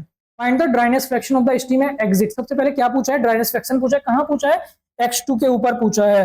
तो सबसे पहले हमारा काम होगा कि X2 के ऊपर आपको क्या निकालना है, ड्राइनेस फ्रैक्शन की वैल्यू चाहिए। अच्छा, गिवन क्या है मेरे पास में? गिवन उसने ये कहा है कि आइसेंट्रोपिकली हो रहा है फ्लो, एक्सपेंशन जो रहा है वो कैसा? आइसेंट्रोपिकली। इसका मतलब एंट्रोपी जो आपकी है 1 पॉइंट के ऊपर, वही एंट्रोपी होगी आपकी 2 पॉइंट के ऊपर। इस चीज को हम यूज करने वाले हैं। Also find the velocity of the steam leaving the nozzle. Nozzle की जो लीविंग की वेलोसिटी है वो भी उससे पूछी है, अपनी एग्जिट वेलोसिटी पूछी गई है मुझसे। कहाँ का? इनिशियल वेलोसिटी इज नेग्लिजिबल, जब आपकी इनिशियल वेलोसिटी 0 हो। मतलब पार्ट 1 में क्या पूछा है? पार्ट 1 के लिए अगर मैं बात करता हूँ, पार्ट 1 की अगर मैं बात करता हूँ, पार्ट 1 में स्टार्टिंग में जो है C1 वो उसने 0 कहा है और आपको C2 निकालना है। C2 हमें क्या करना है? फाइंड आउट करना है। फिर पार्ट सेकंड में जो उसने कहा है कि पार्ट सेकंड में नेक्स्ट पार्ट, इसी क्वेश्चन का नेक्स्ट पार्ट उसने कहा है कि अगर आपकी इनिशियल वेलोसिटी कितनी है? C1 अगर मेरे पास में क्या हो जाए? C1 मान लीजिए, इसको मैं डैश ले रहा हूँ, C1 मेरे पास से कितनी हो जाए? 135 मीटर पर सेकंड, ये मेरे पास में। तब मुझे क्या निकालना है? C2 डैश मुझे निकालना है। मतलब कि अगर आपकी इनिशियल वेलोसिटी 135 मीटर पर सेकंड दी गई है, उस केस में आपकी एग्जिट वेलोसिटी क्या रहने वाली है वो भी मुझे निकालनी है। तो इस तरह से क्वेश्चन मेरा है। तो शुरुआत करते हैं क्वेश्चन की। क्वेश्चन को करने से पहले सबसे पहले मुझे क्या करना होगा? मुझे एंथैल्पी चाहिए होगी। तो एंथैल्पी मुझे पास में क्या होगी? H1 चाहिए, जो कि मैं आसानी से ले सकता हूं। बट H2 मुझे तभी निकाल सकता हूं जब मेरे पास में ड्राइनेस फ्रैक्शन पता हो। तो सबसे पहले मेरा पर्पस होगा कि ड्राइनेस फ्रैक्शन H2 निकालने की। तो H2 निकालने के लिए मेरे पास में क्या दिया गया है? आइसेंट्रोपिकली क्या हो रहा है? एक्सपेंशन आपका हो रहा है। आइसेंट्रोपिकली एक्सपेंशन हमारा क्या हो रहा है? एक्सपेंशन आपका हो रहा है। तो आइसेंट्रोपिकली एक्सपेंशन में हम क्या देखते हैं कि आपका जो एक्सपेंशन होगा उस केस में एंट्रोपी जो है वो आपका सेम रहने वाली, तो S1 S2 के बराबर हमारे पास में रहेगा। अगर मैं S1 की बात करूं तो उसने क्या कहा है स्टार्टिंग में? ड्राई सैचुरेटेड स्टीम है। इसका मतलब जो आपका S1 होगा वो आपका G के ऊपर होगा, मतलब कि सैचुरेटेड वेपर पॉइंट पे होगा। पर S2 जो है, उसने ड्राइनेस फ्रैक्शन की बात की, इसका मतलब मान लेते हैं कि वो ड्राई सैचुरेटेड नहीं रहेगा, कोई ड्राइनेस फ्रैक्शन। हालांकि ड्राइनेस फ्रैक्शन की वैल्यू 1 आ जाए वो अलग बात है, बट हम मान के चल रहे हैं कि वो आपका चेंज है, वो आपका वेट रीजन में आपका आ रहा है जिसका ड्राइनेस फ्रैक्शन H2 होगा। तब मैं कैसे कैलकुलेट करूंगा? That is H2 saturated vapour liquid form में प्लस X2 इंटू टोटल आपका फेज चेंज में कितना एंट्रोपी चेंज हो रहा है उसके बारे में बात करेंगे, और 2 प्रेशर के ऊपर ही। तो इस फॉर्मूले को मैं यूज करके डिफरेंट वैल्यूज लेने वाला हूं। तो सबसे पहले बात करते हैं एंट्रोपी की, जो कि आपका प्रेशर कितना है? प्रेशर हमारे पास 10 और 0.1 है। तो वापस मैं स्टीम टेबल में चलता हूं और इस बार मुझे क्या देखना होगा? मुझे एंट्रोपी वाले कॉलम में जाना होगा, एंट्रोपी वाले कॉलम में देखना होगा वैल्यूज को। तो मैं सबसे पहले जब प्रेशर 10 बार की बात करूं तो केवल मैं सैचुरेटेड वेपर के ऊपर देखूंगा। बट अगर मैं 0.1 बार के ऊपर, जो कि एग्जिट प्रेशर है मेरे पास, जब वहां पे टेबल में देखूंगा तो वहां पे मुझे 2 चीज देखनी होंगी। एक तो मैं सैचुरेटेड लिक्विड पे देखूंगा, साथ साथ में एक पूरे फेज चेंज के दौरान पे कितना आपका एंट्रोपी चेंज हो रहा है उस चीज को मैं देखने वाला हूँ। चलिए देखते हैं। अब ये मेरे पास जो टेबल है यहाँ पे 13 बार है, इसका मतलब नीचे मैं कर देता हूँ तो मेरे पास में 10 बार आ गया है। तो यहाँ पे 10 बार की वैल्यू मैं यहाँ पे देख सकता हूँ। अब यहाँ पे जो है आप इस वाले जो सेकंड लास्ट कॉलम है आपका, ये तो यहाँ पे आप देख सकते हैं कौन सा है, ये आपका एंट्रोपी को शो कर रहा है। एंट्रोपी में भी लास्ट वाला जो है आपकी सैचुरेटेड वेपर को शो कर रहा है। तो लास्ट वाले पॉइंट में मैं कितना 10 बार के ऊपर देखता हूँ तो मेरे पास आते हैं 6.583। कितनी वैल्यू आती है? 6.583। तो इसको मैं लिख दूंगा 6.583। ये मेरे पास में वैल्यू किसकी हो गई है? आपकी हो गई है 10 बार के ऊपर और सैचुरेटेड वेपर पॉइंट के ऊपर एंट्रोपी की वैल्यू आपकी हो गई है। अब मैं बात करता हूँ 0.1 बार की। तो वापस मैं स्टीम टेबल में चलता हूँ तो 0.1 बार के ऊपर आता हूँ। 0.1 बार, दैट इज 0.1 बार यहाँ पे आ गया 0.1 बार। तो यहाँ से आप वैल्यू देख सकते हैं। तो वैल्यू जो है थोड़ी सी ब्लर इसमें हो रही है, जो एग्जैक्ट वैल्यू आपकी होगी वो मैं लिख देता हूँ। कितनी होगी आपकी? यहाँ पे 2 वैल्यूज मुझे चाहिए, 2 वैल्यूज मुझे लेनी होगी। तो लगभग 649 वैल्यू है।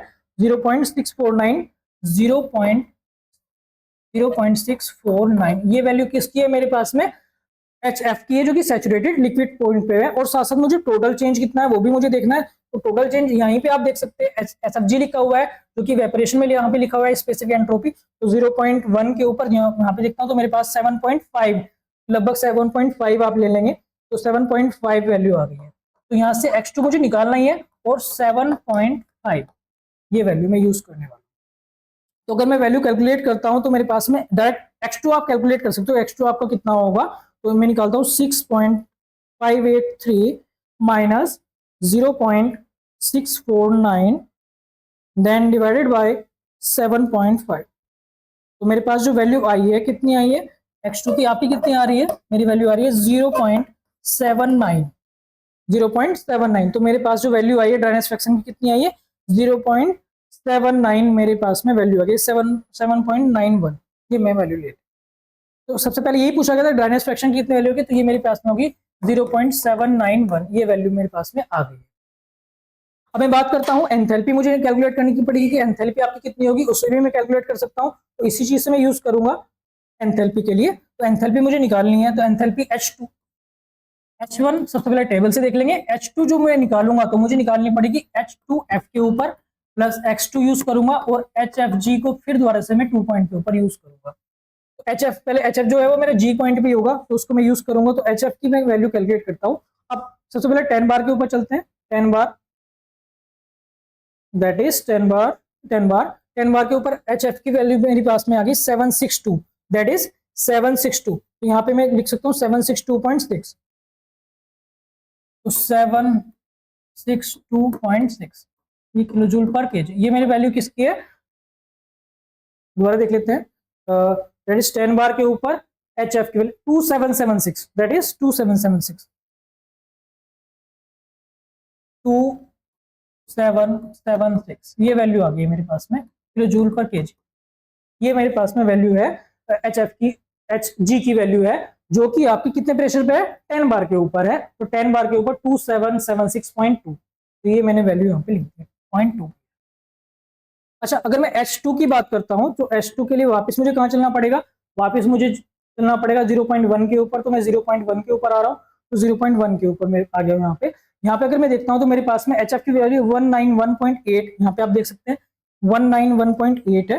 तो ये मेरे पास है 191.8 प्लस डायनेमिक फ्रैक्शन अभी हमने कैलकुलेट किया 0.791, ये हमने अभी कैलकुलेट किया है। तो HFG जो कि HFG फेज चेंज के दौरान आपकी होगी वो कितनी है, यहाँ पे हम देख सकते हैं 23, that is 2302, that is 2302 92, that is 2392 ये वैल्यू आपकी लगभग है। अब एक्जैक्टली अपनी स्टीम टेबल में देख लीजिएगा, यहाँ पे वो थोड़ा सा ब्लर हो रहा है इसलिए मैं एक्जैक्ट नहीं पढ़ पा रहा, पर 2392.3 ये वैल्यू मेरे पास में रहने वाली है यहाँ पे।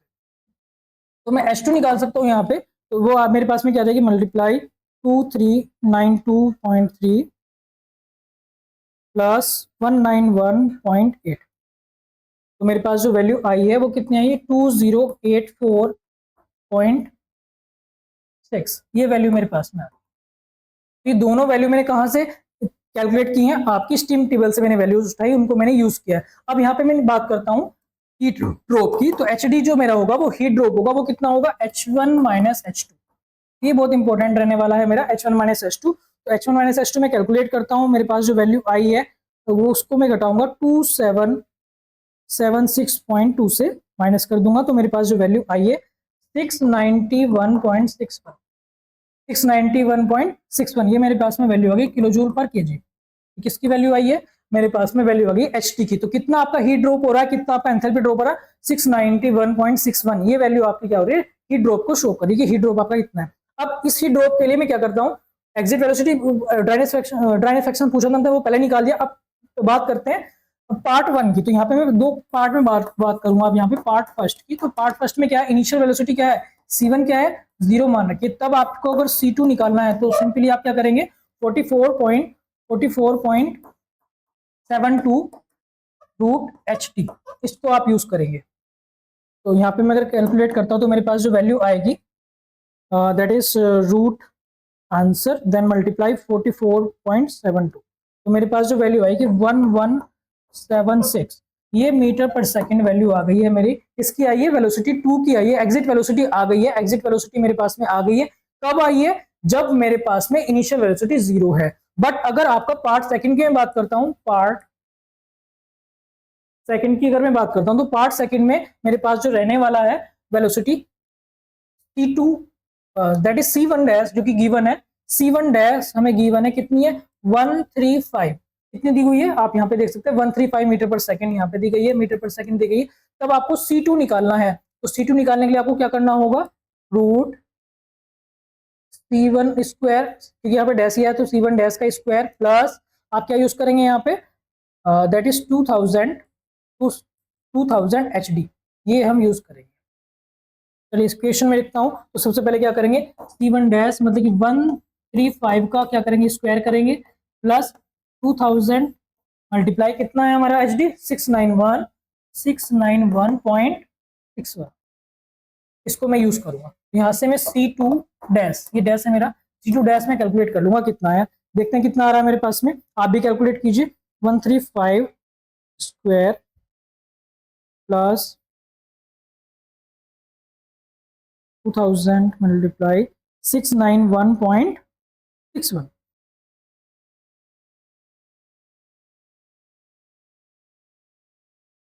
और फिर बाद में रूट कर देंगे। सो 1183.8।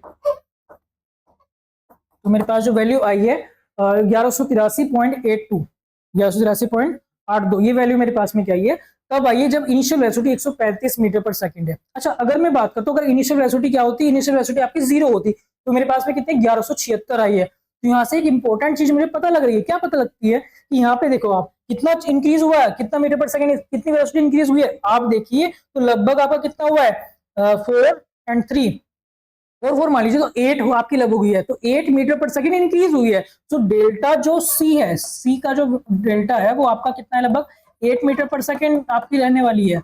स्टार्टिंग में कितनी थी, वो 0 से आपका कितना 135 आपने कर दिया। तो स्पीड इनिशियल वेलोसिटी जो है वो इतना ज्यादा मायने नहीं रखती है कि कितनी है आपकी। इनिशियल वेलोसिटी में ज्यादा फर्क नहीं पड़ने वाला आपका एग्जिट वेलोसिटी के ऊपर। एग्जिट वेलोसिटी के ऊपर जो फर्क पड़ता है वो आपकी ज्योमेट्री पे पड़ता है कि आपकी नोजल की ज्योमेट्री कैसी है। तो मेन आपकी नोजल की ज्योमेट्री है, उसके अंदर जो फ्रिक्शन है वो लॉस आपका कम से कम हो, तो आपको मैक्सिमम वेलोसिटी मिलने वाली है।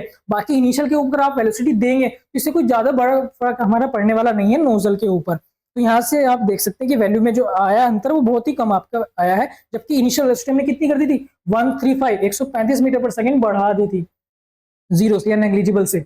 उस केस में भी हमारे पास जो अंतर है वो काफी कम आया है।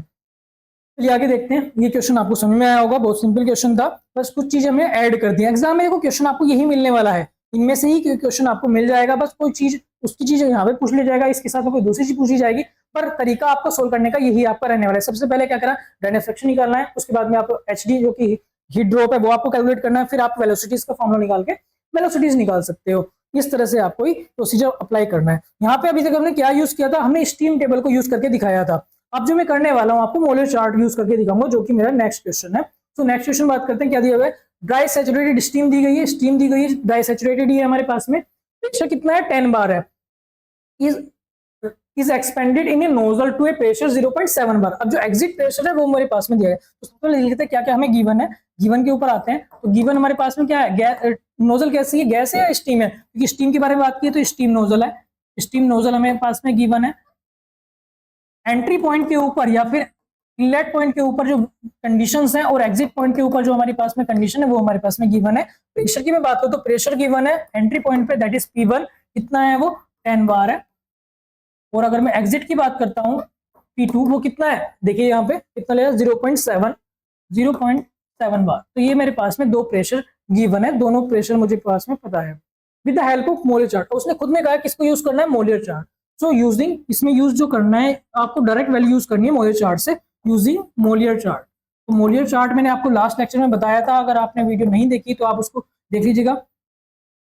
तो उसमें मैंने आपको बताया कि मोलर चार्ट के अंदर कौन कौन सी लाइनें हैं, कैसे वैल्यूज आपको कैलकुलेट करते हैं, कैसे आपको रीड करनी होती हैं, तो वहां से आप देख सकते हो। हालांकि मैं इस क्वेश्चन में भी आपको बताने वाला हूँ।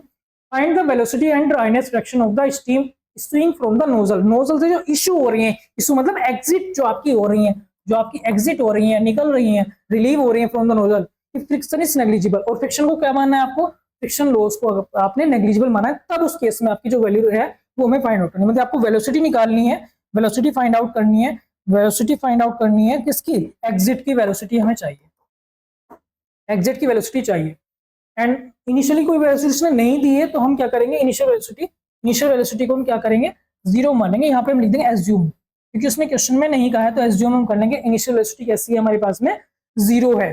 दूसरा C2 मुझे निकालना है और साथ साथ में ड्राइनेस फ्रैक्शन भी चाहिए, तो X2 भी मुझे निकालना है। तो X2 और C2 ये दो वैल्यूज मुझे फाइंड आउट करनी है, ये मैं निकालूंगा। यूज क्या करना है मुझे, मुझे यूज करना है मोलियर चार्ट। तो मोलियर चार्ट के ऊपर में भी चलेंगे, फिर उस आगे देखो क्या पूछा है, also find the velocity and dryness fraction of the steam is 15% of the heat drop is lost in the friction. मतलब कि फ्रिक्शन के अंदर जो है आपका 15% लॉस अगर हो जाए, फ्रिक्शन का लॉस जो कितना है आपका 15% है। सो आपका जो पार्ट सेकंड है, पार्ट सेकंड की मैं बात करूं तो पार्ट सेकंड है, पार्ट सेकंड में जो परसेंटेज फ्रिक्शन लॉस हमें दिया गया है, तो परसेंटेज फ्रिक्शन लॉस कितना है 15% हमें दिया गया है। 15% लॉस अगर दिया गया है उस केस में मुझे क्या निकालना है, ड्राइनेस फ्रैक्शन निकालना है, साथ साथ में मुझे वेलोसिटी भी निकालनी है। मतलब कि उस केस में आपको ड्राइनेस फ्रैक्शन भी चाहिए कितना होगा, और मुझे क्या चाहिए होगा, वेलोसिटी भी चाहिए होगी। वेलोसिटी ये कितनी रहने वाली है, ये दोनों चीज में निकालूंगा सेकंड फेज में भी। तो शुरुआत करते हैं। तो सबसे पहले देखते हैं मोलियर चार्ट के ऊपर। तो मोलियर चार्ट में बता देता हूँ, मोलियर चार्ट में मुझे कहाँ पर वैल्यू चाहिए पहले देख लेते हैं। मुझे P1 चाहिए, मतलब P1 प्रेशर मुझे पता है 10 बार के ऊपर और 0.7 बार के ऊपर। दो प्रेशर मेरे पास है 10 बार और 0.7 बार। तो इनपे मुझे क्या चाहिए, एंथैल्पी की वैल्यू फाइंड आउट करनी होगी। तो सबसे पहले पार्ट 1 की बात करते हैं। तो पार्ट 1 की बात करता हूँ। तो पार्ट 1 में मुझे क्या निकालनी होगी, एंथैल्पी 1 के ऊपर चाहिए होगी और एंथैल्पी 2 के ऊपर चाहिए होगी। तो ये मुझे कैलकुलेट करूंगा, ये मैं निकालूंगा कहाँ से, मोलियर चार्ट को देखने के बाद में। तो मोलियर चार्ट के ऊपर चलते हैं। यहाँ पे मोलियर चार्ट ले लेता हूँ। तो ये आपका मोलियर चार्ट है। तो मोलियर चार्ट में आप ध्यान से देख रहे होंगे, यहाँ पे क्या चीज है, एंथैल्पी को शो किया गया है। यहाँ पे क्या है आपका, वर्टिकल लाइन पे एंथैल्पी है। आपके पास अगर स्टीम टेबल है तो स्टीम टेबल में आप जब पीछे देखेंगे तो पीछे एक चार्ट बने हुए हैं। तो जो चार्ट आपका है उसको आप खोल लीजिएगा, ओपन कर लीजिएगा, तो वहां पे आपको यही चार्ट नजर आने वाला है। यहाँ पे आपको वर्टिकली क्या नजर आएगा, एंथैल्पी नजर आएगी, और हॉरिजॉन्टली क्या नजर आएगा, एंट्रोपी नजर आएगी। यहाँ पे एक लाइन आप देख रहे होंगे, एक डार्क लाइन है जो कि कर्व के रूप में जा रही है, जो कि आपको सैचुरेशन लाइन है। तो यहाँ पे आप देख सकते हैं एक लाइन जा रही है जो कि आपकी क्या है, सैचुरेशन लाइन है, सैचुरेशन पॉइंट है। उसके ऊपर आप यहाँ पे देख सकते हैं, यहाँ पे आपका प्रेशर लिखा हुआ है, या फिर आप देख सकते हैं ऊपर भी आपका प्रेशर लिखा हुआ है। तो इसी कर्व के ऊपर आपका डिफरेंट डिफरेंट पॉइंट के ऊपर प्रेशर लिखा हुआ है, कर्व के ऊपर ही, और सैचुरेशन लाइन के ऊपर भी लिखा हुआ है। तो हो सकता है आपने भी लिखा गया हो। तो यहाँ पे आप देख सकते प्रेशर आपका लिखा है, बार में ही दिया गया है, तो मुझे 10 बार के ऊपर चाहिए। दूसरी बात करते हैं 10 बार के ऊपर। 10 बार का यहाँ से आप पॉइंट ले लेंगे, तो 10 बार मेरे पास में क्या गई है, 10 बार यहाँ पे ये वाला पॉइंट मेरे पास जो है, ये मेरे पास में जो पॉइंट है, या कौन सा पॉइंट है, 10 बार के पास है। सो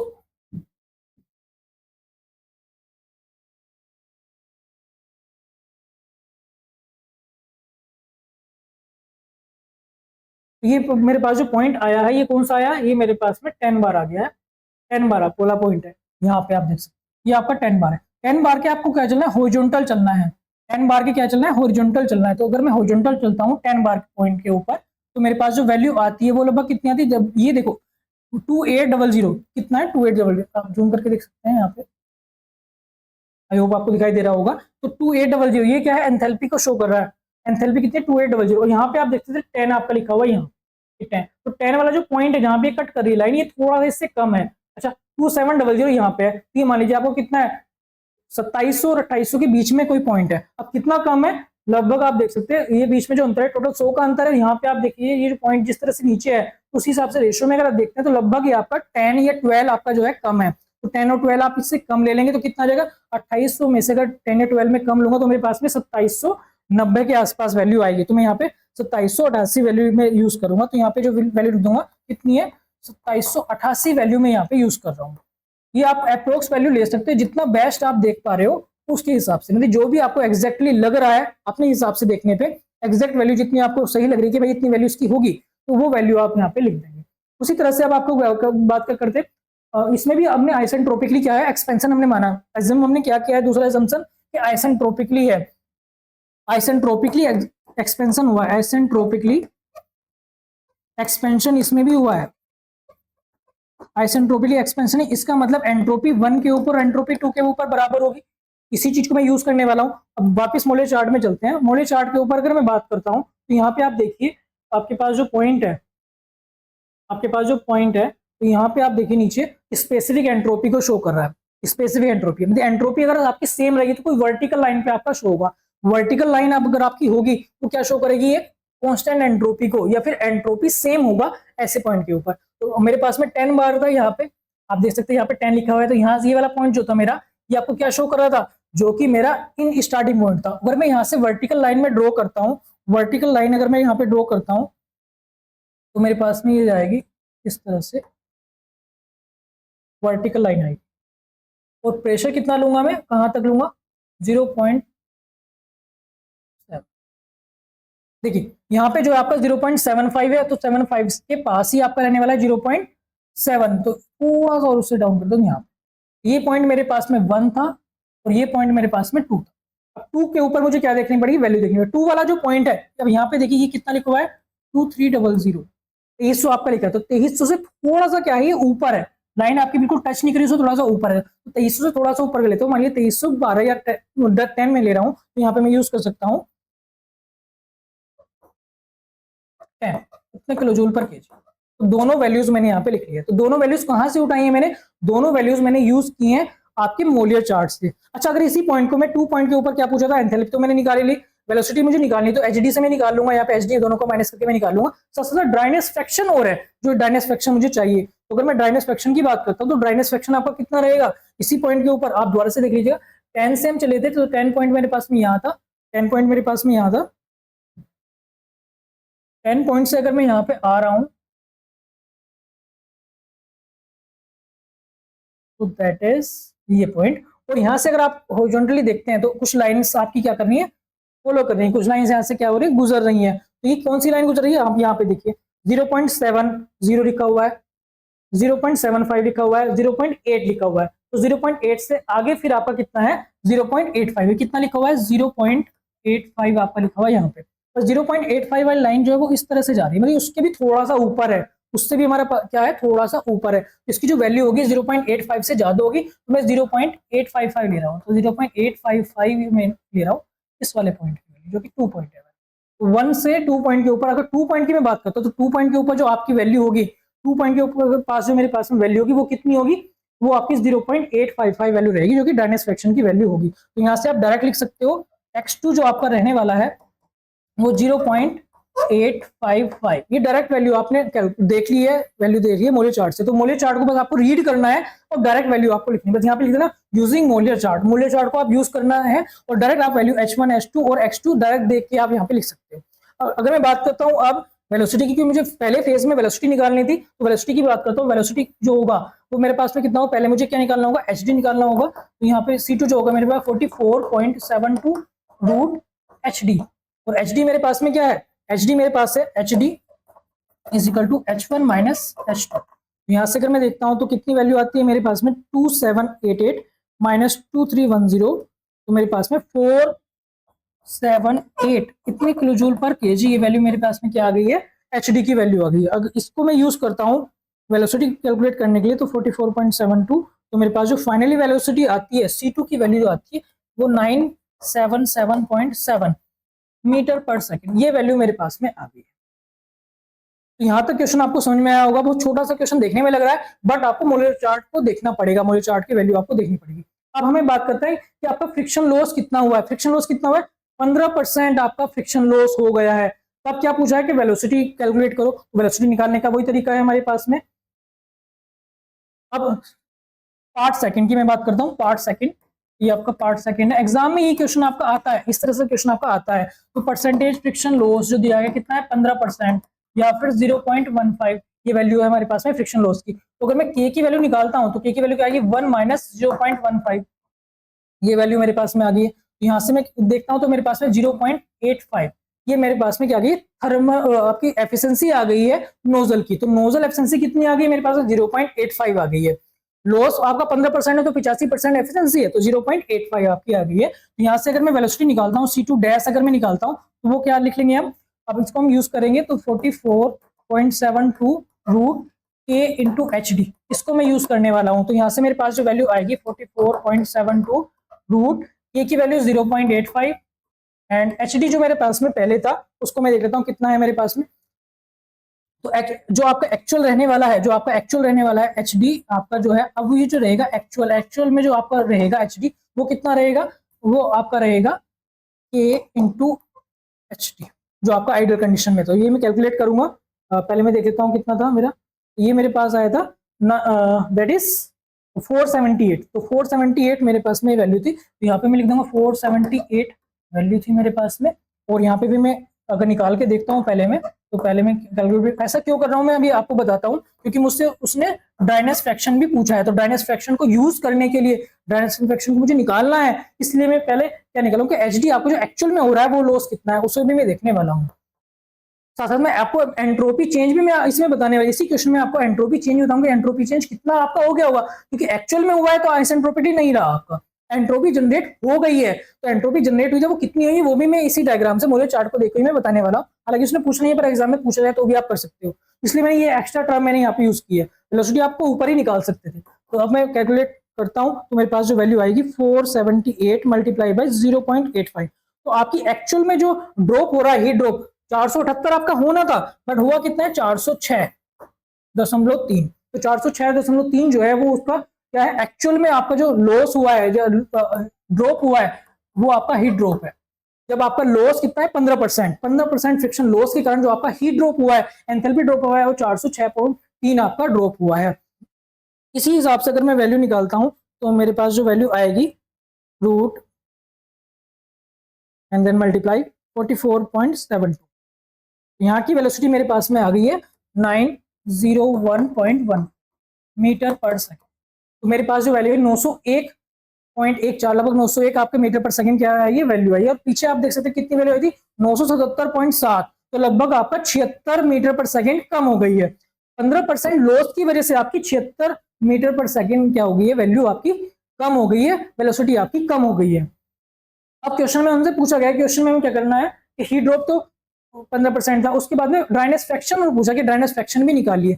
अगर मैं बात करता हूं कि H2 कितना था, क्योंकि जो हीट लॉस आपका हुआ है वो आपका H1 माइनस H2 होना चाहिए था, H1 माइनस H2 आपका होना चाहिए था। तो यहाँ से H2 डैश जो है जो कि एक्चुअल में है वो आपका कितना है उसे मैं कैलकुलेट करने वाला, वो आपका HD एक्चुअल वाली कंडीशन ही है, HD एक्चुअल वाली कंडीशन ही है। तो यहाँ से मैं क्या कैलकुलेट करने वाला हूँ, H2 डैश निकालने वाला हूँ। H2 डैश कौन सा निकालने वाला हूँ, जो कि एक्चुअल में क्या हुआ है आपका चेंज हुआ है। तो एक्चुअल में जो आपका चेंज हुआ है, एंथैल्पी जो आपकी चेंज हुई है वो आपकी कितनी रहने वाली है उसके ऊपर मैं बात करने वाला हूं।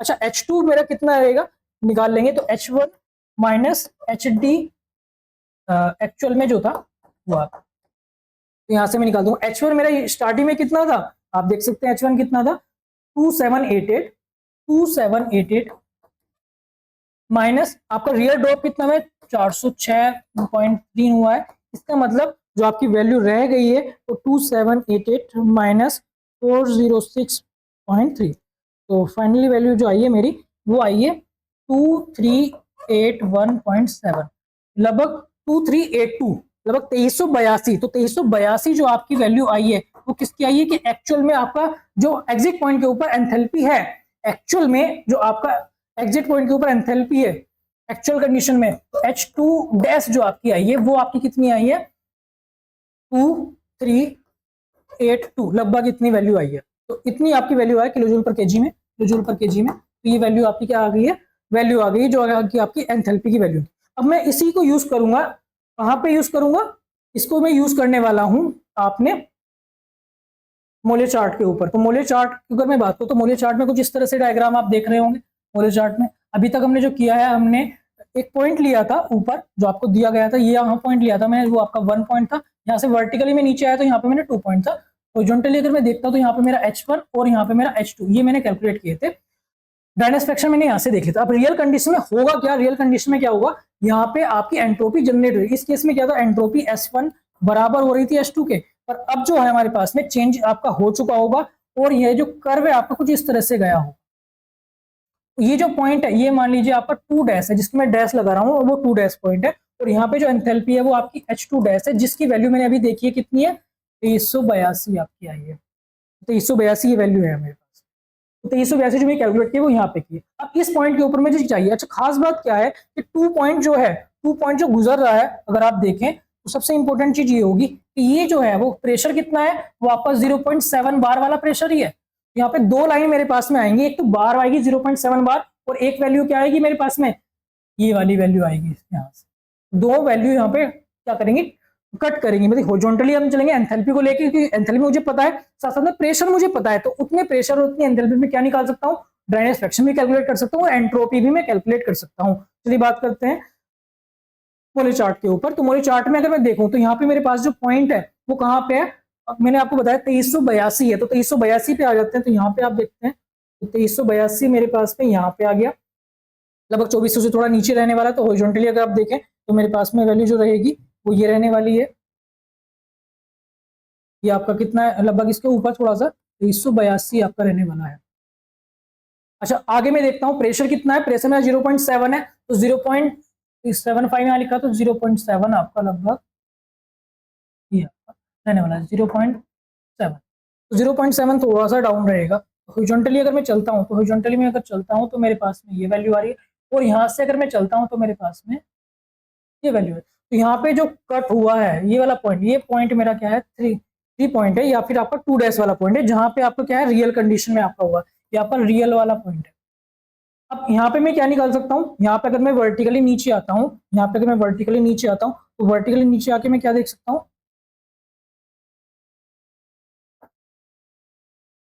एंट्रोपी को देख सकता हूँ। तो एंट्रोपी को मुझे पता लग जाएगी। और अगर ड्राइनेस फ्रैक्शन को मैं देखता हूँ, तो ड्राइनेस फ्रैक्शन की लाइन ये जा रही है इसके ठीक है, ये आपका कितनी होगी 0.85 है, और 0.01 पे इसको लेके गए तो 0.7।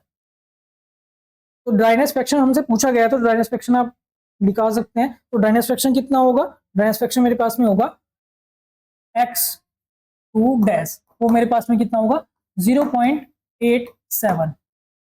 कहाँ से देखा हमने, फ्रॉम मोलियर चार्ट। कितने प्रेशर पे देखा, एट 0.7 बार प्रेशर, एंड वो कौन सा यूज किया हमने, हॉरिजॉन्टल लाइन यूज की है, एंड 2382 किलो जूल पर केजी एंथैल्पी के लिए। ये एंथैल्पी यूज की और हमने प्रेशर यूज किया, तो इतने प्रेशर और इतनी एंथैल्पी के ऊपर आपने पॉइंट लोकेट किया, उस पॉइंट के ऊपर हमने ड्राइनेस फ्रैक्शन देख लिया। साथ साथ में आपने एंट्रोपी को भी देख लिया है। तो एंट्रोपी 2 जो है, जो रियल कंडीशन में आपकी रहने वाली है, वो आपकी कितनी रहने वाली है, तो एंट्रोपी 2 जो है मेरे पास में कहाँ पे कट किया था उसने हमारा, यहाँ पे 2380 था, ये आपका था, और साथ साथ में 7 पॉइंट आ रहा था यहाँ, ये आपकी वैल्यू आई थी लगभग 6.68 की वैल्यू मेरे पास में थी। तो 6.68 लगभग ये वैल्यू मेरे पास में रहने वाली है। जो आप बेस्ट देख पा रहे हैं उसको आपको यहाँ पे लिखना है, कि आपके ड्राइनेस फ्रैक्शन के ऊपर ड्राइनेस फ्रैक्शन 0.87 आ गया है। अगर एक्चुअल कंडीशन जब आपकी 15% क्या हो रहा है, लॉस हो रहा है, उस केस में आ गया। साथ साथ में एंट्रोपी जो है, एंट्रोपी की वैल्यू भी यहाँ पे आपने देख ली है। अगर वो एंट्रोपी चेंज पूछता है, एंट्रोपी चेंज हमारा कितना होगा, तो वो भी हम यहाँ से कैलकुलेट कर सकते हैं, जो कि आपका S2 डैश, क्योंकि बढ़ गई होगी क्योंकि एंट्रोपी जनरेट हो गई है, तो S2 डैश माइनस S2 ले लीजिए, या फिर S2 डैश, क्योंकि S1 S2 सेम है तो S1 भी ले सकते हो S2 की जगह पे, पर यहाँ पे डैश यूज करनी, जो कि एक्चुअल कंडीशन। यहाँ से आप एंट्रोपी चेंज भी देख सकते हैं, या फिर entropy generation, that is called the entropy generation. कितनी एंट्रोपी आपकी जनरेट हो गई है, ये भी आप कैलकुलेट कर सकते हो। तो एंट्रोपी जनरेशन जो है वो यहाँ से आप देख सकते हो, एंट्रोपी जनरेट कितनी है। तो इस तरह का क्वेश्चन आप कर सकते हो, एग्जाम में कर सकते हो। जो भी मेथड आपको आसान लगे, क्या स्टीम टेबल को यूज करके, क्या मूल्य चार्ट को यूज करके, वो उसको आपको यूज करना है। मूल्य चार्ट अभी आपको स्टार्टिंग में भारी लग रहा होगा, देखने में लग रहा होगा ज्यादा टाइम लग रहा है, बट ऐसा नहीं है। मूल्य चार्ट बहुत आसानी से कम समय में आपका हो सकता है। बस आपको क्या करना है, मैं समझा रहा था आपको, इसको टाइम लगा, अगर आप खुद करेंगे इसको तो बहुत जल्दी कर सकते हैं। आपको बस वैल्यू फाइंड आउट करनी है, वैल्यू को देखना पड़ता है कौन सी वैल्यू मुझे लेनी है। इस तरह से आप मूल्य चार्ट को भी आप यूज करके ये क्वेश्चन कर सकते हैं। नोजल का कोई सा भी क्वेश्चन आप मूल्य चार्ट को भी यूज कर सकते हैं, या फिर स्टीम टेबल को आप यूज करके कर सकते हैं। मूल्य चार्ट से में कैलकुलेशन हमारी कम से कम हो जाती है, बाकी आप वैल्यू डायरेक्ट ले सकते हो मूल्य चार्ट को देख के। बट अगर आप स्टीम टेबल यूज करते हो, स्टीम टेबल में कैलकुलेशन थोड़ी ज्यादा रहती है, उसको आपको यूज करना पड़ता है। तो इस तरह से आज का लेक्चर था, तो आपके जितने भी मेरे टॉपिक थे आज के, वो सब हमने डिस्कस कर लिए हैं। इसमें जो मेन हमारा रहा है, मेन जो हमारे पास में रहा है, उसमें मैंने फॉर्मुलेस के बारे में बात की थी स्टार्टिंग में, कि आपके वेलोसिटी के लिए क्या फॉर्मूला होगा वो हमने यूज किया है, हीट लॉस के लिए क्या होगा वो हमने यूज किया है, साथ साथ में आपका जो फ्रिक्शन लॉस के कारण जो होगा चेंजेस आपकी नोजल एफिशिएंसी में, वो भी हमने देख लिया। उसके बेसिस पे जितने भी क्वेश्चन आपके बन सकते थे वो सब मैंने यहाँ पे बता दिया, मोलर चार्ट यूज करके बता दिया है, साथ साथ में स्टीम टेबल यूज करके बता दिया है। अब जो नेक्स्ट लेक्चर रहने वाला है उसी को हम आगे बढ़ेंगे, कि नोजल से और भी क्वेश्चन हमारे आते हैं।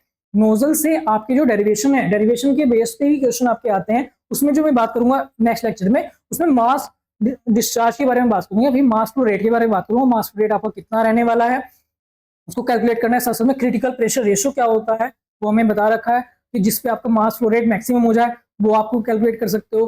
अगर उसके लिए आपको क्या चाहिए, आपके स्टार्टिंग में P1 और V1 चाहिए, साथ साथ में आपको एन चाहिए, पोलिट्रोपिक इंडेक्स चाहिए, तो वहां से आप निकाल, लास्ट में मैंने फॉर्मूला ड्राइव किया था उसमें आप देख सकते हैं, और मैक्सिमम मास डिस्चार्ज कितना होगा वो भी मैं कैलकुलेट कर सकता हूँ। तो नेक्स्ट लेक्चर जो मेरा रहेगा इन सब के ऊपर मैं न्यूमेरिकल सोल्व करके दिखाऊंगा, जैसे मैं आज करके दिखाए हैं। आई होप आपको वीडियो पसंद आई होगी। अगर आपको पसंद आई तो लाइक कीजिएगा, सब्सक्राइब कीजिएगा, और जो भी आपके फ्रेंड्स ये सब्जेक्ट पढ़ रहे हैं उनको आप अधिक से अधिक शेयर कीजिएगा। पढ़ते रहिएगा, आगे बढ़ते रहिएगा। Thank you very much.